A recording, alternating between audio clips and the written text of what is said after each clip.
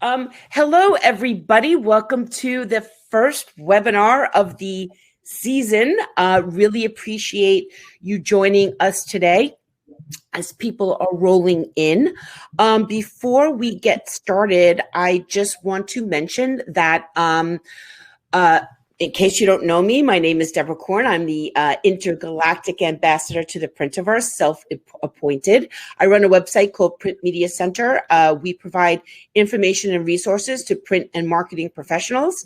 And some part of that is to partner with amazing people to share information. And that is why I'm here with David today, and also why I wanted to launch the 2021 PMC webinar season's year with this topic.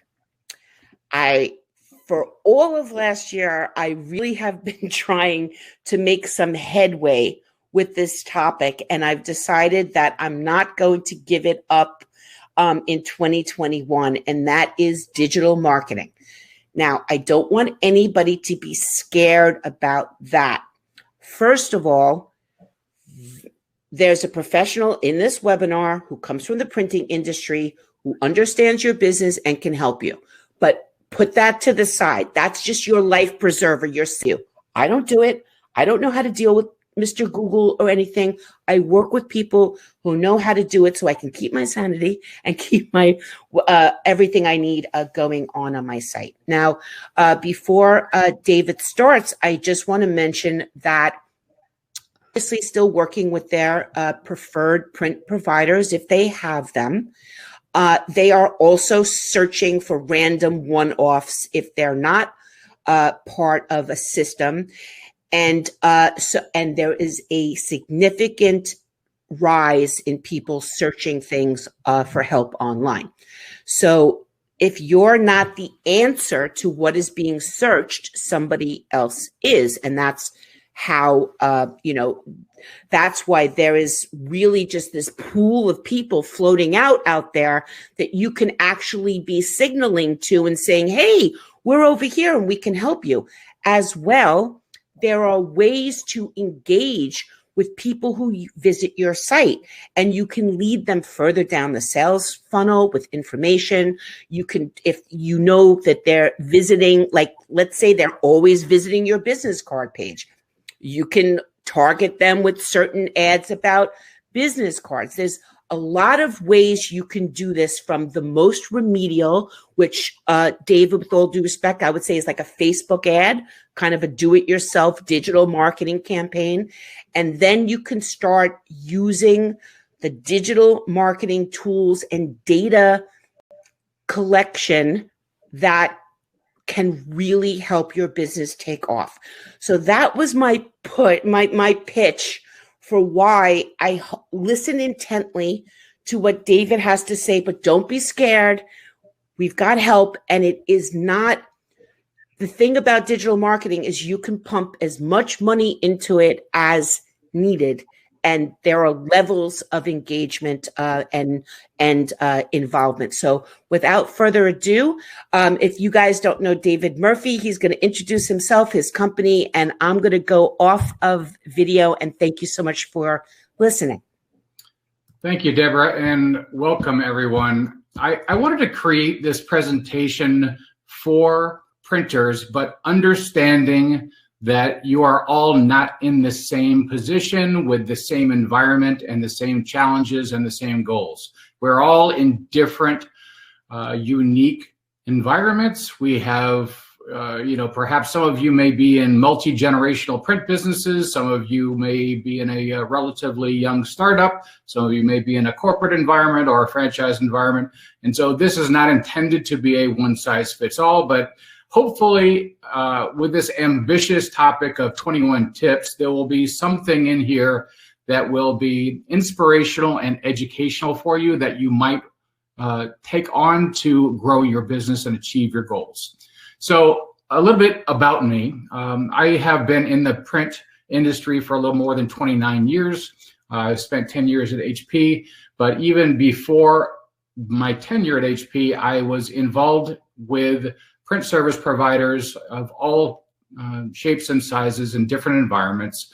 I served on a lot of boards and advisory councils, so even though I have not owned a print business, I feel like I've been doing it for most of my life. So, I have at least empathy and understanding and awareness with many of your challenges, and I hope that I can transfer that understanding to some education that is relevant and useful to you in this environment. So my business is called Nvent Marketing. I started it last year, and I primarily started it in mind to help printers. I do have clients outside of the space, but I'd say a large percentage of my clients are in the print industry.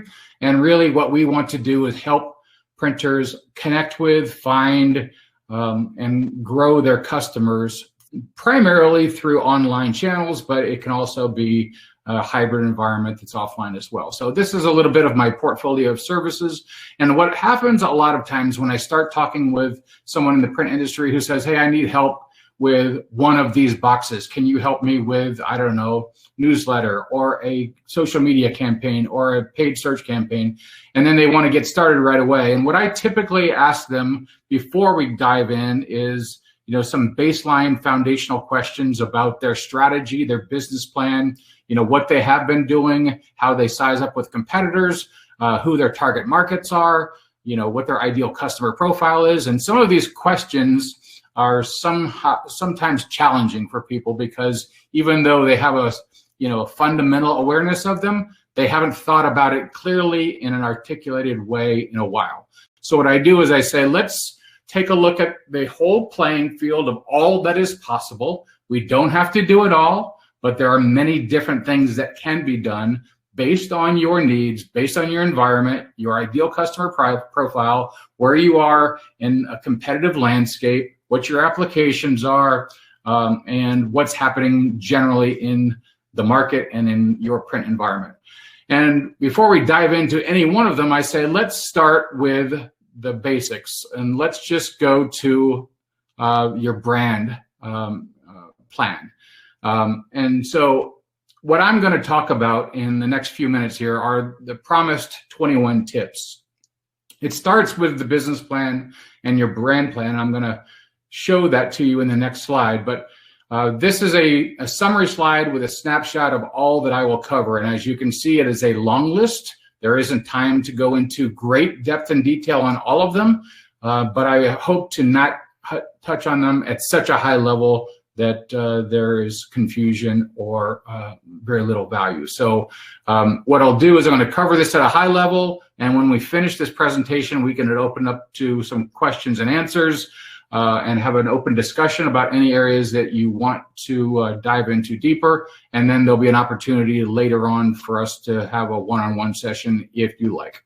So because there is such a depth of detail in this portfolio of services, I want to give you the opportunity, if there are any of these areas that you need better clarity on, better definition, more help on, or you just want to bounce some ideas off me, I'll give you an hour of my time without any obligation or cost, just to share with you some links, share with you some templates, share with you some resources that you can pursue and learn on your own.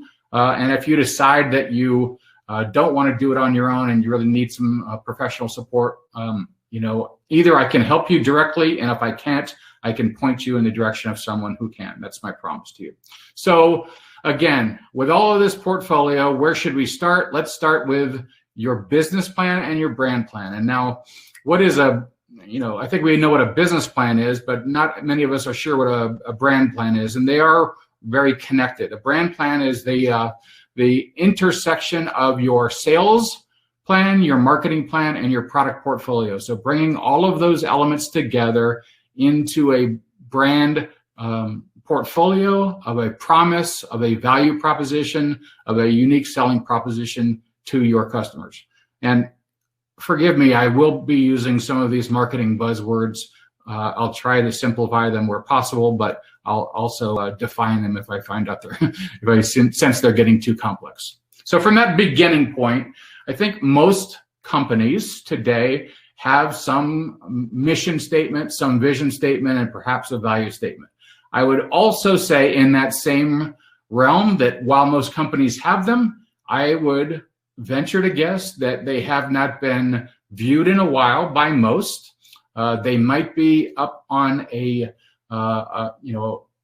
break room wall. They might be in a back page of your website, but they aren't really refreshed often, and they aren't revisited often. And so in this environment where we are looking at a lot of constant and unpredictable change in a macro environment that are affecting the demand of your business, this is the time that you should be looking at your fundamental business plan. And are you still aligned with what you had intended, what your company had intended when they were first written and developed?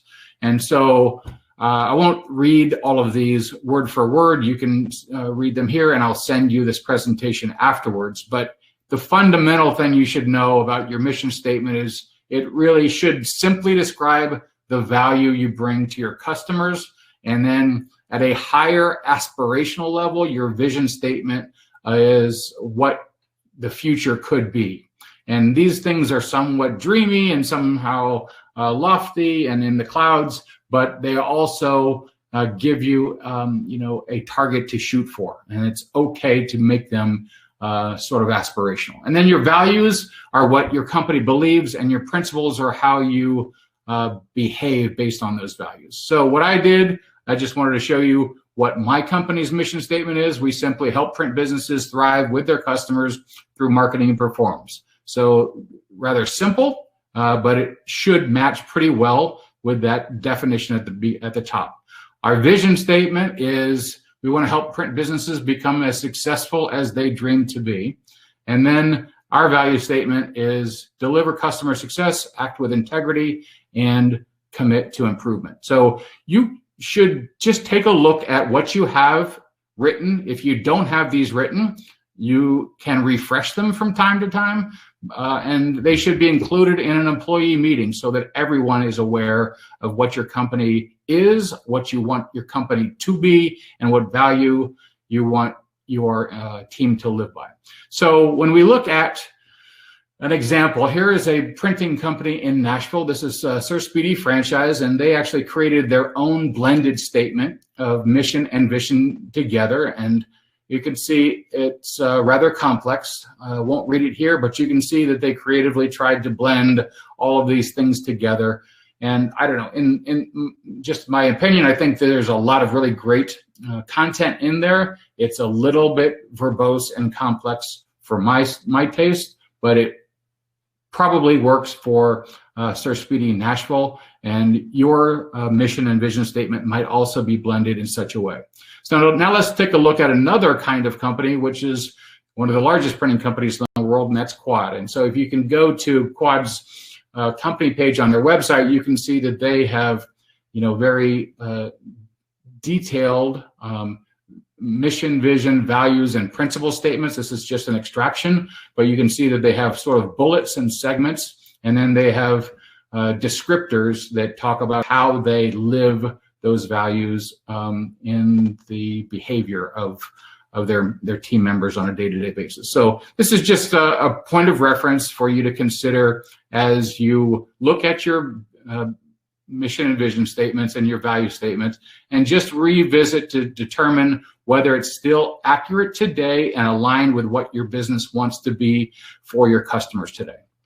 Now, the number two step here, I would say, is to refresh your brand plan. And that, again, is the intersection of your sales, your marketing, and your product, bringing all this together in the message and the experience that you deliver to your customers. And there are templates and exercises that I can share with you. I can send you some links to help you do this on your own. But there are ways that you can look at your competitors, size up the attributes of competition that you think are important to your customers. Maybe it's price, service, quality, digital portfolio, software, design, whatever it might be. You can size all of those attributes up against your competitors, create something called a moon phase chart that helps you objectively see how you size up with each of your competitors. And this helps you understand truly where you are positioned. And that brand positioning statement is, it's rather psychological. It's when, if I were to say quad, you have some vision in your mind of what quad is from a brand perspective. And if I say Sir Speedy Nashville, you probably have another idea. So this is a positioning statement that you should use to compare against your competitors. The brand promise is not as specific, but it is generally everything inside of the experience of what your company delivers to your customers. It is in the price, it's in the product, it's in the customer service, it's how you answer the phone, it's how you invoice, it's how you respond to requests and how you resolve issues. It's everything that that customer expects. And when you deliver on that expectation, you're meeting that brand promise to them. If they have low expectations, you're not promising very much, and therefore you should at least meet those. But obviously, for a competitive differentiation, you want to have a loftier goal or a brand promise to deliver. The brand value proposition is the customer-focused statement, and this has to do with what's in it for the customer, not so much as to what you do. But your USP is what you do that is different from everyone else, and those two are different statements. I'll show you just a example here of my brand value proposition. Is our company helps customers get new customers with flexibility and measurable ROI. So you can see that that's the problem of the customer that we're addressing. And our unique selling proposition is, unlike other companies, we don't charge a large retainer or require long-term contracts. So you can see that that's somewhat differentiating. Now, the third part is your elevator pitch. And some people are comfortable with this and some people are uncomfortable with it. And I think that a lot of people believe that this is only for salespeople, that the salesperson should be the one who delivers the company's elevator pitch. But it's really anyone or everyone who speaks to anyone about your company. So what does your company do? We sell printing. Okay. Anything else? No, we just sell printing, and we sell a lot of it, and we can do any kind of printing you want. So, it's not as compelling, not very clear, and it's not very well defined. So this should really be a verbal statement that you should have your customer-facing team members deliver, but I would offer that you should have everyone on your team understand what the elevator pitch is. It should be clear, it should be rather short and succinct, it should be persuasive and compelling, and it should have the customer benefit in mind. And again, I recommend that you have an exercise where everyone has to deliver this. Now, this is a template that you could use to design your own. There are many of them, and it doesn't exactly have to follow this precise formula, but it should be relatively simple to learn and to deliver. It shouldn't take you a minute or two to deliver your elevator pitch. It really should be delivered in, I'd say, 30 seconds or less, which requires it to be about 70 words or less. And so here's just an example. I won't read all this through, but you can see, applying that template of those placeholders, you can see how this artificial printing company has this elevator pitch that can be delivered in 30 seconds or less. And then just for inclusion, I offer my own elevator pitch. So this is something that I think could be a fun employee meeting exercise. I think it should be absolutely part of a regular routine sales meeting and any customer services team meetings that you'd have. But again, it should be something that everyone should deliver with confidence, clarity, and compelling persuasion. So next, let's move to the marketing plan. The marketing plan is strategic and tactical at once. So you can have a generalized marketing plan with your company's strategy that doesn't necessarily change from year to year, but then you will have another updated version of that, which is I would say updated at least on an annual basis, perhaps even semi-annually, sometimes quarterly, based on the changes in the market. And with all of the changes in the market in the last year and in the year to come, this is probably an opportunity for you to consider once again whether your marketing plan aligns with the factors in the environment that are affecting your business. So these are some of the elements that it should include. It should be well aligned with your business plan. It should have specific and measurable objectives. You should focus on your targeted prospects, your customers, your products, and your various application segments. You should look at your competitors, as I described previously. Have a marketing budget. A lot of companies don't really know what their marketing budget is. They say, well, it's whatever we need it to be or whatever we have at the time. But there are several formulas of what a company might spend on marketing as a percentage of their revenue and their profit. You should have a clarity of what that marketing budget should be. And then there should be timelines and milestones that can be addressed monthly and quarterly. Again, very often someone will create a marketing plan at the beginning of the year when they have to share it with the president or executive team, and then they don't look at it again until they have to create the next one the next year. So it really should be your living document that you refer to with key performance indicators, KPIs, and metrics for success. And these are some in here that you can Google and look up. Otherwise, I can send you some links of where you can learn how to calculate your customer's lifetime value, how to calculate your customer acquisition cost, and what the ratio of a customer acquisition cost should be to your customer's lifetime value. And then the number of leads and the value of those leads, how many of those leads you want to convert, and then integration of all of them into your CRM system. So I know it's a lot here, but these are components that are typically in a marketing plan template, and I'd be happy to share some templates with you afterwards. So now let's move to the website. Okay, so I think a lot of people, a lot of companies believe correctly that the website is the anchor and the center point of their marketing, but sometimes we don't know that it has to be refreshed or how to understand its health. And so what we really want to do, I would say at least on an annual basis, not at least, but about on an annual basis, you should look at the health of your website. And then probably every 2 to 3 years, you should look at updating it.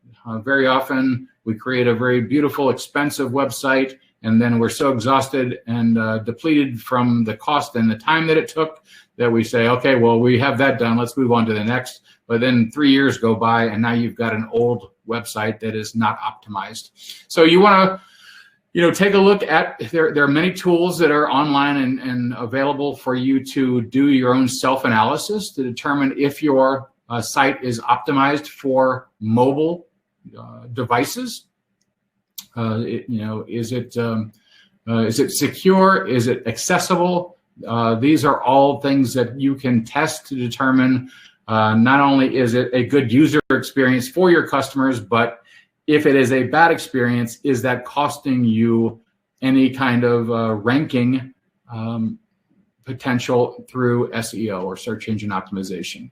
So you can check through Google Analytics and your own dashboard to determine a lot of these things, but there are also some external factors and tools that help you understand whether you have the right titles, and these are some technical attributes of your website that sends these signals to Google to say that this site has a good user experience. Google crawlers can find the content, they can index it, and they can put it into their crawlers to help people find what they're looking for. So this is an important exercise to do, I would say, on an annual basis, just to check the health. Now, related to the website, but separate, is the health of your overall database. And your database should encompass not only your current customers, but your prospects. They should be separate and segmented, but Where possible, you should have them with similar common fields so that when you do update prospect data, it's compatible with your current architecture and structure. There are ways that you can create lookalike audiences. If you have a database of, let's say, 300 or 500 customers, there are tools that you can use not only through Google, Facebook, and LinkedIn, but elsewhere, where you can take those attributes of titles, industries, profiles of your individuals, and you can cross-reference those and extrapolate those into a larger lookalike database. So you could take a 300 customer database and create a 3,000 record prospect database from it. Okay, and this allows you to, not only communicate well with your current customers, but also attract new prospects effectively. So now let's move to search engine marketing, or often called paid search. And this is where you can get found by people who are looking for the things that you sell. And when they're looking, typically they would find, and you know this from your own experience, you see at the top of the page, there's typically a sponsored section, or it says ad. And then the first one that doesn't say ad is organic and unpaid.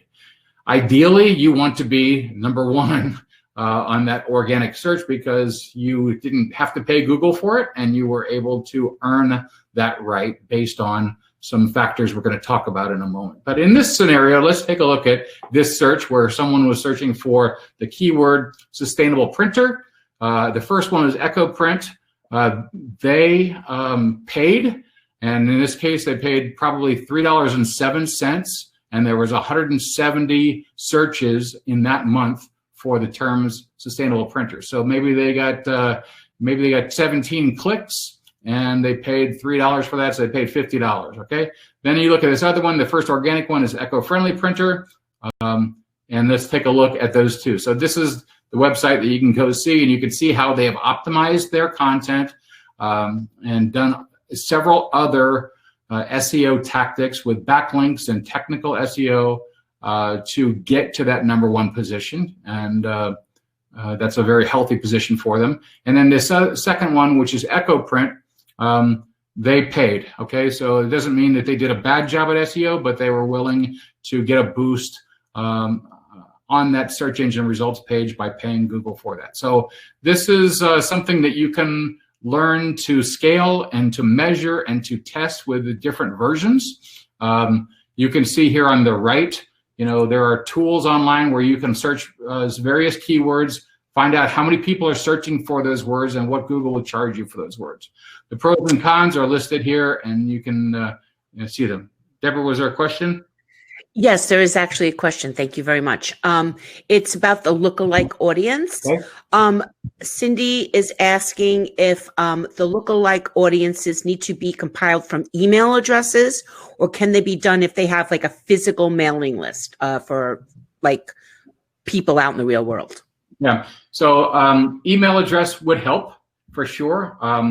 But if not, there are some cross-referencing tools that you can, as long as there's a website, I would say you should have a website, not just a physical address without a website. So the domain URL, number one, number two, email, and both of those together would help you extrapolate. So just to maybe help a little further. So Cindy, if you knew that somebody was working at IBM, for example, you could find them with the IBM.com, I believe is what David is saying. And then there are tools that can help you, I'm assuming, target an IP address. Is that correct, David? Yeah. Okay. Yeah. But don't get scared. I don't want to scare people that we're being creepy. There are companies that do this for a living. Okay, yeah. I'm going to go off volume again. Thank you very much, David. All right. So just some pros and cons here for you to consider on paid search. But it can be something that is quick, measurable, and a really strong boost. I would say you probably may not want to do it forever because it can be long-term expensive.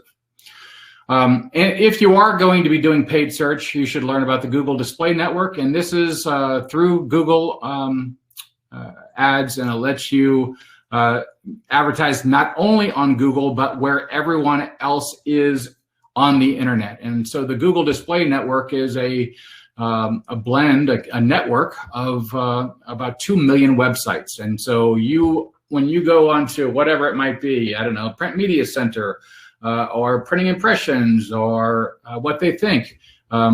Many of those are probably part of the Google Display Network.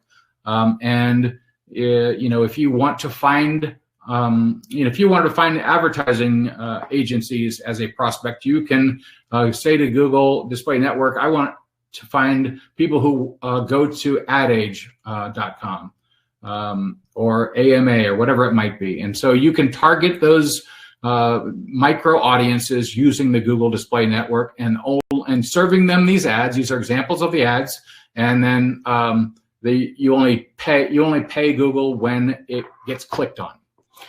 Similarly, in that same kind of a pay-per-click approach, obviously LinkedIn is the default B2B network. It's about the 6th most popular website on the internet, and absolutely the destination for B2B marketing. And you can see all of these expanded portfolio of services that they offer that goes way beyond just a display ad. But there are many ways that you can get your ad through in-mails, through sponsored content, through text-based native ads, and get it natively and naturally served to only the targeted people that you want to reach. If you wanted to reach print buyers at ad agencies, you can use LinkedIn to target them with these various ad services. Similarly, you've got Facebook and Instagram, which are great for B2C or consumer-based buying, and they have also, you can see the network of assets that they own, and then there are many more ways to reach people rather than just through a sponsored ad.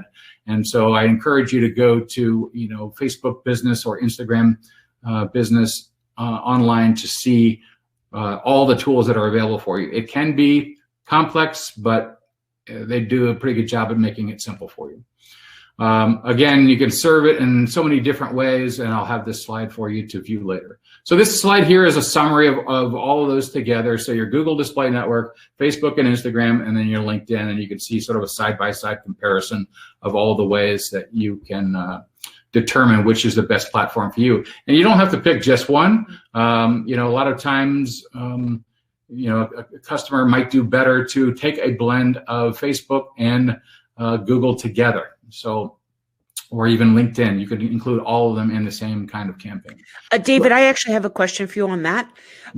Do you need to serve the same ad at the same time to all those platforms? No, you can totally customize it, and you can have multiple ads in each platform. So if you're going to run a Facebook ad, you can have multiple different versions of the ad with a different offer, different copy, different audience. I want one to go to ad agencies, and I want one to go to manufacturers. I want one to say 10% off, and I want one to say a free demo, whatever it might be. So you can A/B test these things to determine which has the highest number of impressions, clicks, and conversion rate. Thank you. Mm-hmm. So now let's talk about organic digital marketing, which is SEO, or search engine optimization. And this is the process I think we probably know. I don't have to tell you, but this is the organic way of being found without paying. Okay.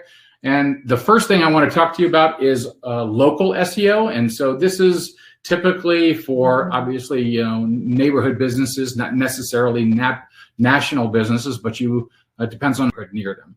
And so Google My Business is the tool, the leading tool for local search. And so when you enter printers near me, or direct mail service providers in my zip code, or what book printers open now, whatever it might be, Google My Business serves the top listings for each of these. And what you want to do is optimize your Google My Business listing. You want to focus on reputation management, which is your reviews. And then you want to make sure that everything that's on your website matches Google My Business and matches Yelp and Better Business Bureau and a slurry of other directories online that that people search for. So these are just some tips that I'm going to share out in the deck. Probably won't go through them in depth here, but there are some tools and tips that you could do on your own if you wanted to do your own local SEO. But you know, Google My Business takes a little bit of effort.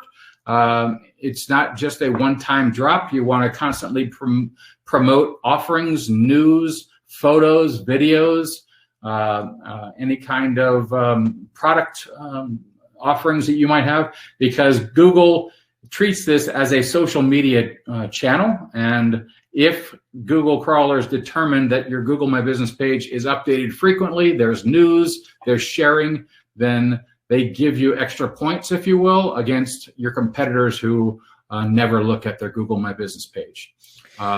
David, I was told that the Google Map listing too of your business is tied into that as well, to make sure that you keep your hours updated there. It pulls from that as well. Yeah, absolutely. Yeah, and you can see the dashboard on Google My Business, and you can see where all of the name, address, and phone numbers are listed, and you want to compare that, you know, not only from Google Maps, but Yelp and your website. Okay, so let's talk a little bit about general SEO. So for those of you who sell to customers, you know, regionally or nationally, you care about people who might be, you know, hundreds of miles away or more to find you. And so SEO in general is going to be the most cost-efficient way of doing it. And there are two contributing factors that help determine how high up on the search engine results page your listing shows. And those factors are relevance and authority. How well your site's content matches what people are looking for. Those are your keywords and the content inside of your site. And the authority has to do with backlinks from other trusted high authority sites to your site. And we're going to talk about that in a moment. But this four-step process here is the element of steps that are needed for you to rise higher on the search engine results page. And we're going to talk about those.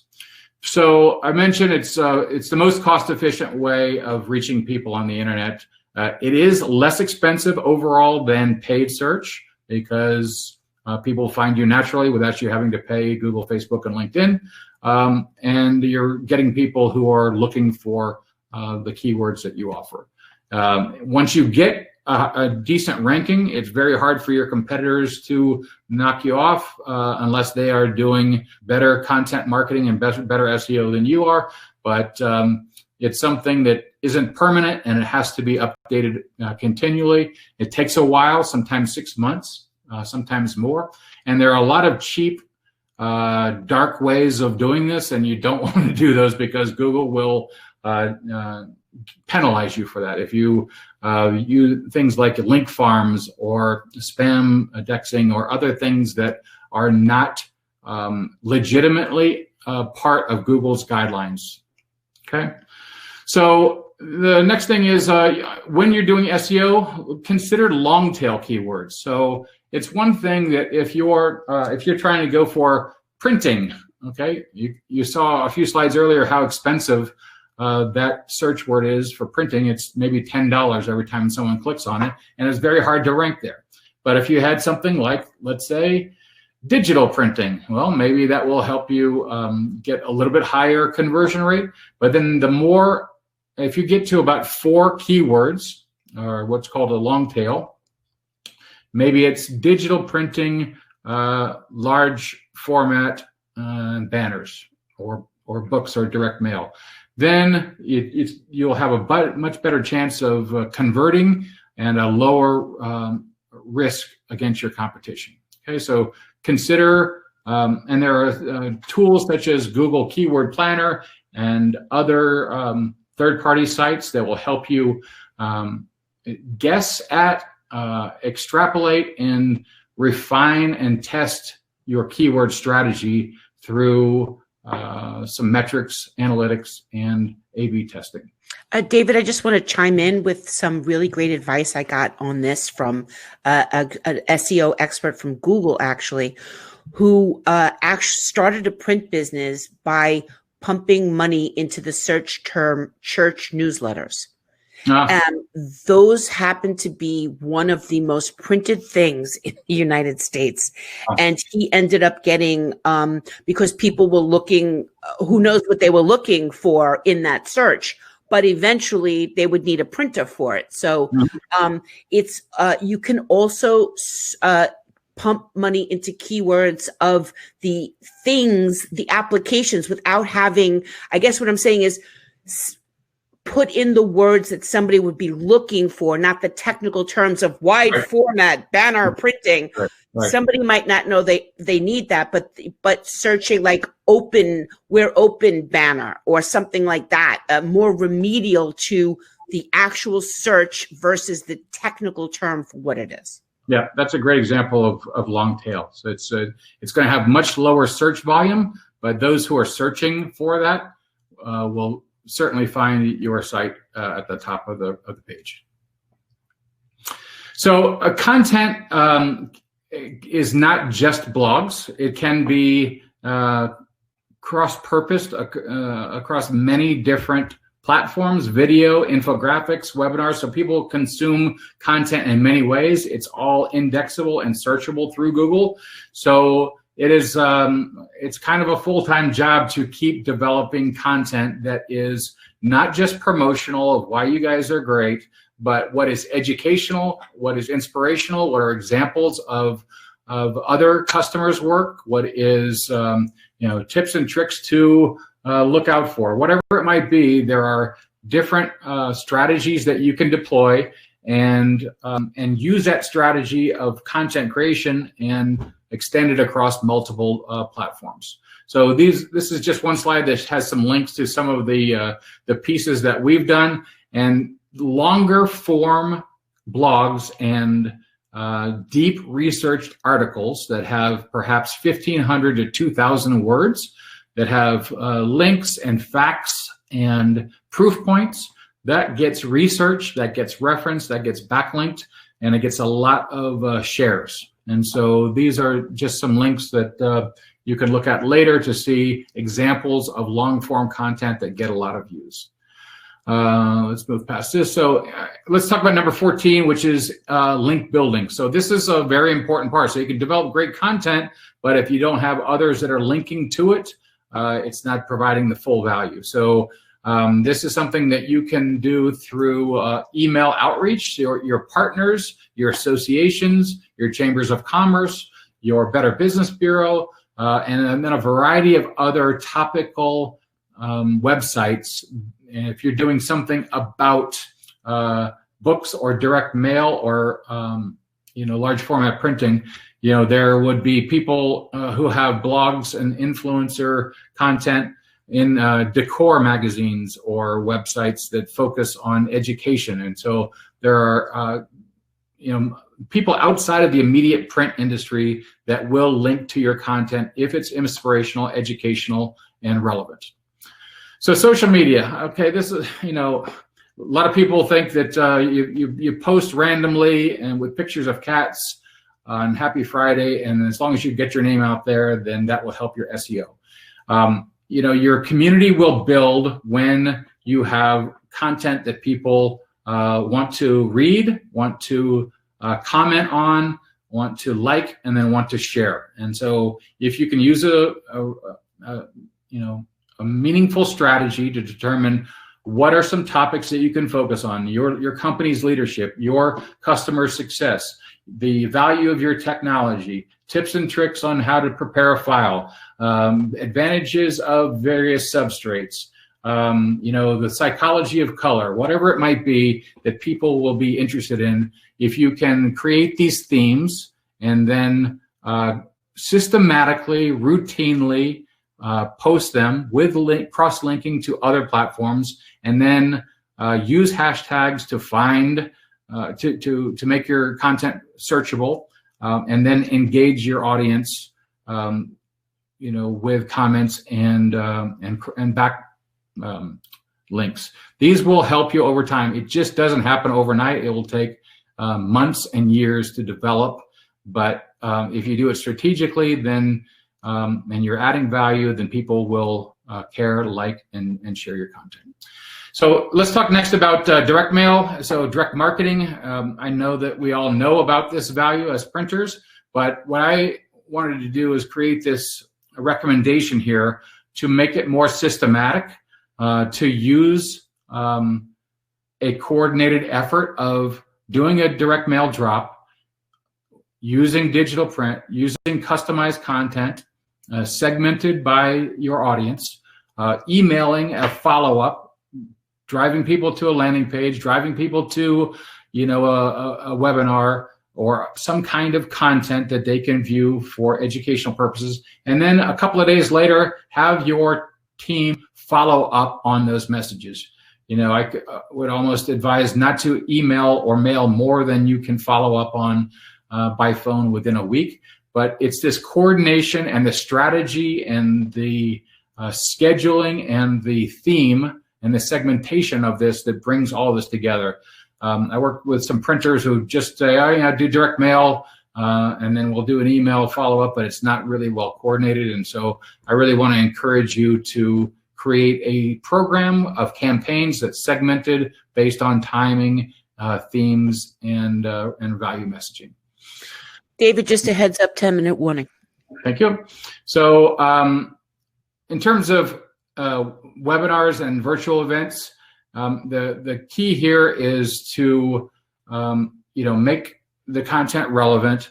Do it routinely. Don't do once a year and figure you're done with it. These can actually be automated and scheduled for your visitors to view on an ongoing basis. Every webinar is a great platform. Include a call to action, and make it a part of your thought leadership that you are educating your customers, and utilize webinars as part of your direct mail outreach. Referral programs. This is something that some people are uncomfortable with, and this is something that should be comforting to everyone, right? You should make this part of your sales and CSR DNA. You want to ask for referrals and make sure you earn it, offer rewards, recognize customers, inform and promote the program, and this will be the lowest cost new customer acquisition tool that you can use. For your other customers, don't presume that if someone has always bought from you that they will always buy from you. You should encourage, engage, and reward them for being customers. Set up VIP status levels and milestones that they can aspire to, and then reward and recognize them for achieving them. Ask them if they will get, if someone's giving you a testimonial quote, ask them if they can allow you to use that on your website or in your own marketing. Ask them if you can showcase top print photos of their job samples in your own marketing, and ask them if they want to be a partner with you in whatever business or market they're in. And then almost the last is investing in customer case studies. This is something that doesn't take a lot of time. I'd say you could do it in an hour or two. Have a customer interview, get copies of their work, but have this structure of showing what their background is, what the challenge or need they had, what your strategy and solution you offered, and what was the outcome or results from your work. And then this is something that can be on your website, it can be in your sales presentation, and it is something that can be shared in social media, but too few companies actually do it. And finally, invest in customer communications on a systematic, ongoing basis. Newsletters sometimes run out of steam, but if you have categories that are constantly refreshed with news about your product, how they can better use the solutions you offer, any relevant, useful news about your company or the industry or customer successes will give great value to them, and they'll want to read it. So just in summary, this is the 21 tips. It's hard to deliver them in depth in a short period of time, but I wanted to make sure that you had this, and that we can take a few minutes now to kind of answer any questions that might be lingering from it. Thank you, David. Mm-hmm. Do you have a contact information slide? Perfect. Yeah.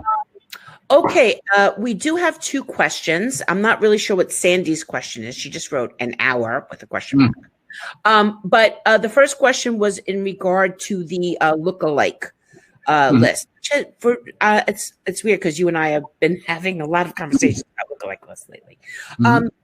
Where can someone find these tools? Are these available to regular people? Do you have to be like a specialist like you to have access to them? First of all, I have a long sheet of links for resources and templates for a variety of these tips. And until you get that from me, you can just Google how can I create a lookalike list, and who are list aggregators who will cross-reference your list to others. But then you can also do it yourself to some degree with LinkedIn. So if you want to manage your own LinkedIn pay-per-click campaign, you can go through the step-by-step marketing planning tool, and LinkedIn will give you various profiles of customer organizations, industries, employee size, revenue size, job title, tenure, and interest, and target just to them through LinkedIn. But you won't be able to use that data to do your own database planning offline. It really is just going to be for that LinkedIn campaign. I just want to let everybody know that I consider myself relatively savvy on the internet, but LinkedIn gave me a run for my money trying to set up an ad there. What I was trying to do was kind of send people direct messages about an event. They let you do some cool things, but I just want you to know it costs money. And I wish I would have asked David to help me, because by the time I got finished with it, it wasn't worth it for what I needed it to do, because it wasn't thought out as much as I needed it to be on LinkedIn. Facebook and Instagram is a different story. I mean, you can go in there and anybody can set up an ad. They make it relatively idiot-proof. LinkedIn is not, but that's because you can get much better leads out of it, especially if it's B2B. David Drucker, I don't know if you ever came across him. He's a pretty famous guy. Sure. He wants to know on those long form Google search, Google AdWord campaigns, do you have to put dashes in between the words or anything? Is there any nomenclature that needs to be followed to make it more Google friendly? Yeah. So when you're building that landing page, so I think first of all, if you had a content page, and let's just suppose, I don't know, maybe it is customer acquisition based direct mail, and you have a blog article on that. When you're building that page, maybe it's in WordPress or even your HTML, whatever, however you create your website, you want to have the dashes in between those words when you're creating that URL landing page. But when people are searching for, let's say, digital color direct mail, there's no dashes. Google knows that those are the words that they're going to be found indexed on your site. So I don't know if I completely answered that, but you only have to do the dashes when you're building the exact landing page. There are no other questions, but I have one more, if you will indulge me. Yes.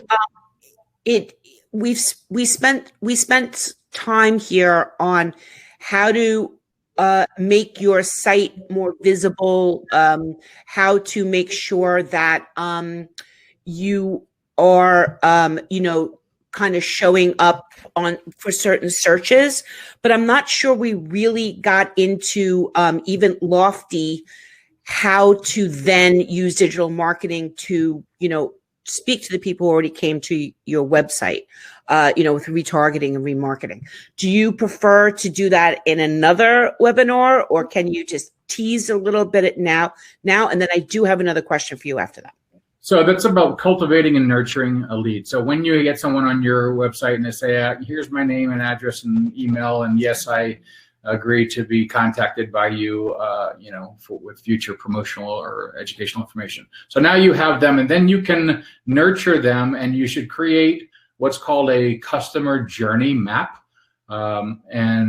This can be, a part of your CRM, HubSpot or Salesforce or whatever you're using.